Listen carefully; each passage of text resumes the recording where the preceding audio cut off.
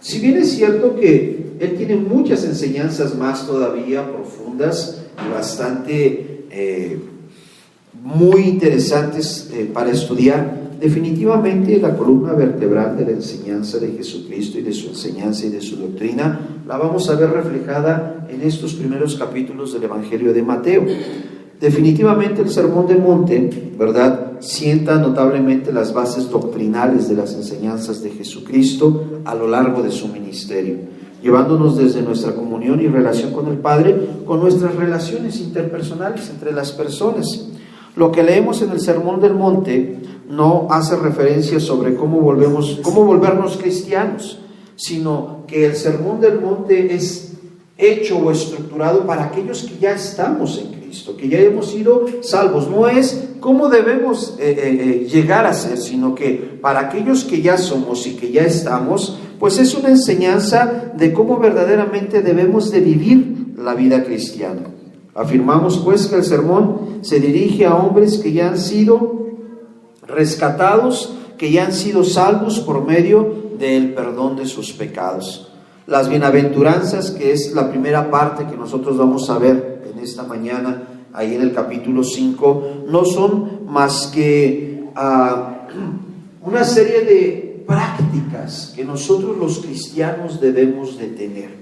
Parecería quizás para algunos como que una utopía, porque parecen cosas así como que muy lejanas, quizás a veces hasta difíciles de alcanzar. Sin embargo, cuando nosotros las analizamos y las estudiamos detenidamente, nos vamos a dar cuenta que las bienaventuranzas es una manera y es un estilo de vida que nosotros los cristianos debemos de tener y debemos de llevar.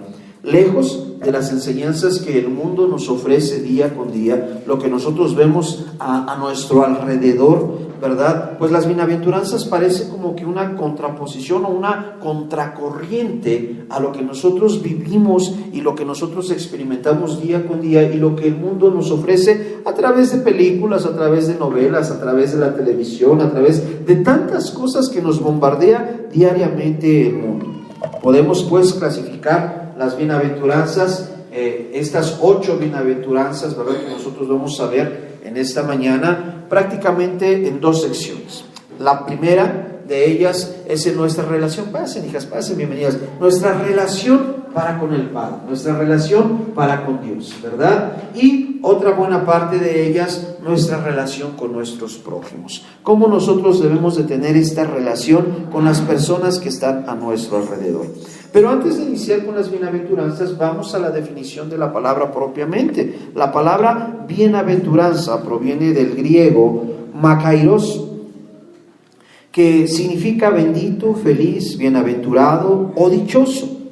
Pero cuando hablamos de esta felicidad o cuando hablamos de esta dicha, no se refiere a la felicidad humana, no se refiere a este subjetivismo en el cual nos encontramos hoy en nuestros días, porque cuando hablamos o escuchamos la palabra felicidad, parecería algo como que muy subjetivo, algo como que muy por encima.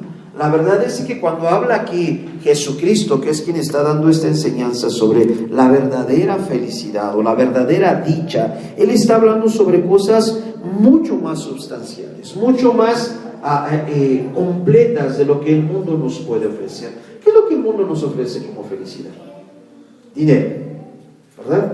La primera cosa que viene a nuestra mente cuando hablamos de dicha y felicidad es dinero, posición, riquezas, fortuna y todas estas cosas, bienes, ¿verdad? Y todas estas cosas, placeres y cosas que parecen muy superficiales para nuestras vidas. La verdad es de que estas cosas lamentablemente han llevado a la humanidad al punto en el que se encuentra el día de hoy. Vemos hoy que no solamente personas, como también pueblos enteros y países están tan preocupados por alcanzar y llegar a esta supuesta felicidad que el mundo nos ofrece, que lamentablemente esto nos lleva a provocar o a hacer haber una serie de pecados y de prácticas que van contra los principios divinos, contra los principios celestiales, en pos de alcanzar este objetivo de la felicidad, en pos de alcanzar la dicha eterna, ¿verdad? Muchas veces las personas dicen, no importan los medios, lo importante es el fin, pero lamentablemente no puede ser así. Y vemos nosotros pues a través de las bienaventuranzas que la vida en Cristo Jesús es totalmente diferente. No puede ser como el mundo nos las va dictando. Y por esto es importante que nosotros analicemos las bienaventuranzas. Si usted gusta acompañarme, ahí Mateo capítulo 5, versículo 3 al 12, vamos a leerlo. Amén. Decimos pues que la palabra bienaventurado no es esta felicidad que el mundo aparentemente nos ofrece. Es una dicha totalmente diferente y ya lo vamos a analizar en la lectura de cada una de ellas. Mateo capítulo 5, versículo 3. Bienaventurados los pobres de espíritu, porque de ellos es el reino de los cielos. Bienaventurados los que lloran, porque ellos recibirán consolación. Bienaventurados los mansos, porque ellos recibirán la tierra por heredad. Bienaventurados los que tienen hambre y sed de justicia, porque ellos serán saciados. Bienaventurados los misericordiosos, porque ellos alcanzarán misericordia. Bienaventurados los de limpio corazón, porque ellos verán a Dios. Bienaventurados los pacificadores, porque ellos serán llamados hijos de Dios. Bienaventurados los que padecen persecución por causa de la justicia, porque de ellos es el reino de los cielos. Bienaventurados sois cuando por mi causa os vituperen y os persigan, y digan toda clase de mal contra vosotros mintiendo. Gozaos y alegraos, porque vuestro galardón es grande en los cielos, porque así persiguieron a los profetas que fueron antes de vosotros. Mire qué interesante lo que enseña aquí Jesucristo a través de estas bienaventuranzas. La primera de ellas dice, bienaventurados los pobres de espíritu, porque de ellos es el reino de los cielos. ¿A qué se referirá Jesucristo cuando habla pobres de espíritu? ¿Se referirá a una pobreza material, lo que está hablando aquí? Está acompañada la palabra de inmediato, ¿verdad? Pobres de espíritu. ¿Ustedes han visto a un mendigo en la calle? ¿Alguien le enseña al mendigo a pedir? No, ¿verdad? Él es experto en pedir, ¿verdad? Está el mendigo en la calle y me ayuda. Él tiene una necesidad. Y él busca que alguien supla esta necesidad que él tiene. Por esto está en la calle, está pidiendo ayuda para que alguien supla lo que él está necesitando. En este caso estamos hablando de dinero. El mendigo está pidiendo limosna. Pues bien, cuando nosotros hablamos de una pobreza espiritual, es que también nosotros somos mendigos espirituales. No podemos llegar totalmente saciados y completos delante de un Dios que es todopoderoso, pensando que somos autosuficientes. No puede ser así en nuestras vidas.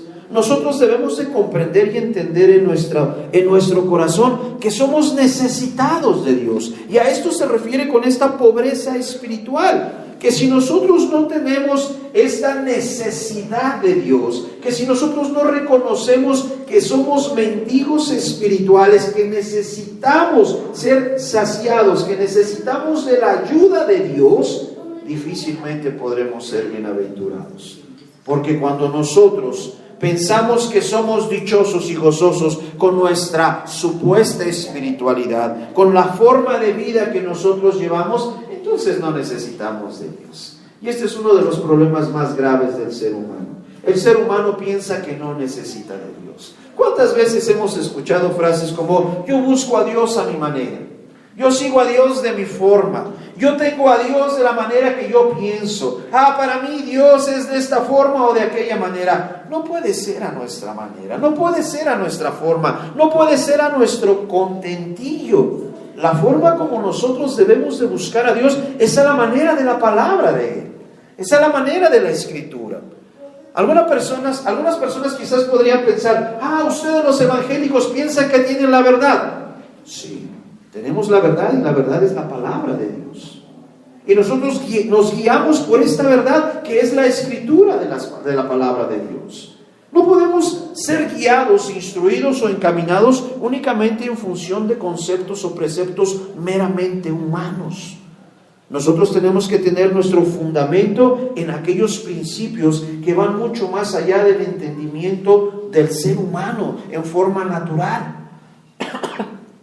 Por más que haya avanzado la ciencia, por más que haya avanzado el conocimiento del ser humano, el ser humano continúa siendo un mendigo espiritual.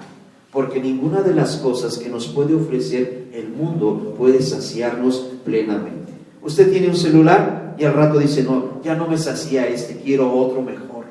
Usted tiene un par de zapatos y dice, no, estos ya no me gustan, quiero unos nuevos. Usted tiene una casa y dice, no, esta casa es insuficiente, es muy chiquita, hay que ampliarla. Usted tiene un auto y dice, no, este auto ya es viejo, es ultrapasado, necesitamos uno más nuevo. Y así sucesivamente nosotros vemos cómo estas cosas materiales no nos sacían en lo que verdaderamente nosotros necesitamos para nuestras vidas. Por eso cuando habla aquí Jesucristo al respecto de una pobreza espiritual, es que nosotros reconocemos que somos necesitados de Él. Cuando yo reconozco que necesito de Dios, cuando yo reconozco que necesito de Él, que yo soy dependiente de Él, entonces en mi vida hay una bienaventuranza, en mi vida verdaderamente hay un gozo, porque verdaderamente soy saciado de aquello que verdaderamente necesita mi ser, mi alma y mi corazón. Cualquier otra cosa, inclusive el afecto de un esposo o de una esposa, o el afecto de un hijo o de una hija, no puede saciar nuestro corazón como cuando somos saciados por el amor profundo, infinito de nuestro Padre Celestial.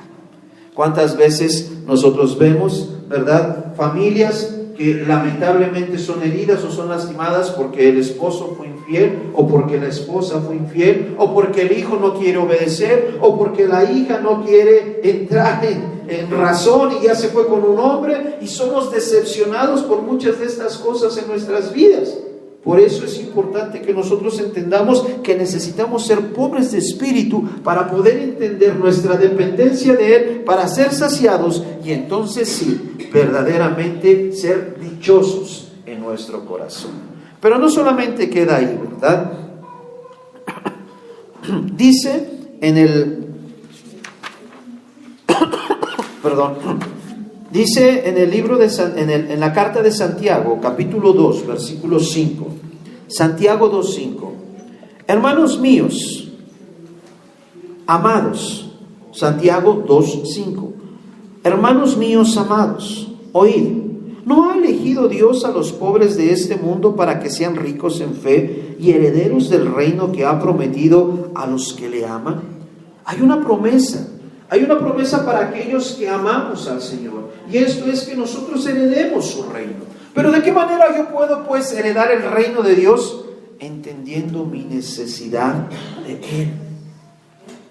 Si yo no comprendo que necesito de Dios, yo no puedo heredar la bendición que Él tiene para mi vida. Si yo pienso que mi vida está bien como está, que no necesito de nada, entonces Dios no necesita darnos nada. Yo no puedo darle algo a alguien que ya está saciado, ¿verdad? Si yo llego con un niño que ya tiene la pancita toda llena de que ya comió un montón de hamburguesas y papas y hot dogs y tantas cosas, le digo, ándale, hijito, cómete la carnita. ¿Será que el niño se la va a comer? No, porque ya tiene el estómago lleno, aunque sea de pura porquería, pero lo tiene lleno. Y lamentablemente muchas veces así están nuestras vidas. Nuestra vida está llena, perdón por la expresión, pero nuestra vida a veces la llenamos de tanta porquería y de tanta cochinada, que cuando viene la palabra de Dios, nosotros ya estamos satisfechos y entonces no tenemos esta hambre y esta necesidad de Él. Primera bienaventuranza, bienaventurados los pobres de espíritu. Segunda bienaventuranza, versículo 4 del capítulo 5 de Mateo. Bienaventurados los que lloran, porque ellos recibirán consolación. Parece como que una contradicción, ¿no? Y más en nuestros días, cuando hay una apología a evitar el dolor. Hoy en nuestros días nadie quiere experimentar dolor, ¿o sí? Pues, ¿a usted le gusta el dolor? No, ¿verdad? ¿A usted le gusta llorar? No, ¿verdad? No. A nadie le gusta sufrir, a nadie le gusta llorar, a nadie le gusta lamentarse en la vida. Todos queremos ser felices, estamos hablando de bienaventuranzas. Parece una contradicción. Bienaventurado, dichoso el que llora. Mire, esto es algo importante que nosotros necesitamos comprender y entender. Jesucristo dice en el Evangelio de Juan, en el capítulo 16, versículo 33, que en el mundo tendríamos aflicciones. Juan capítulo 16, versículo 33, dice: estas cosas os he hablado para que en mí tengáis